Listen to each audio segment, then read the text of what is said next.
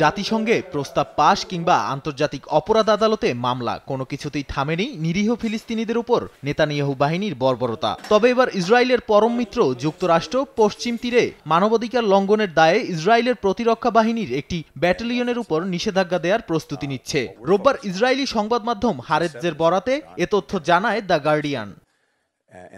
প্রতিবেদনে বলা হয়, আইডিএফ এর নেতজা ইয়েহুদা ব্যাটালিয়নের উপর নিষেধাজ্ঞা দেওয়ার প্রস্তুতির তথ্য নিশ্চিত করেছেন যুক্তরাষ্ট্রের পররাষ্ট্র মন্ত্রণালয়ের একাধিক কর্মকর্তা। এই ব্যাটালিয়নের বিরুদ্ধে পশ্চিম তীরে ভয়াবহ মানবাধিকার লঙ্ঘনের অভিযোগ রয়েছে। এর মধ্য দিয়ে প্রথমবারের মতো যুক্তরাষ্ট্রের নিষেধাজ্ঞার আওতায় পড়তে যাচ্ছে ইসরায়েলি সেনাবাহিনীর কোনো ইউনিট।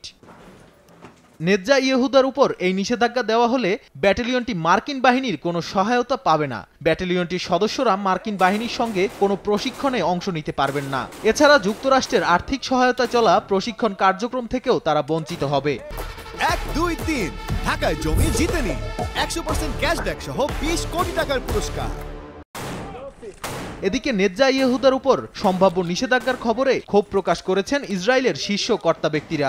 ইসরায়েলের প্রধানমন্ত্রী নেতানিয়াহু সামাজিক মাধ্যম এক্সে বলেন, আইডিএফ এর উপর নিষেধাজ্ঞা দেওয়া অবশ্যই উচিত হবে না। সেনা ব্যাটালিয়নের উপর যে কোনো নিষেধাজ্ঞার বিরুদ্ধে তিনি লড়াই করবেন বলেও জানান। নাদিম মারজান, সময় সংবাদ।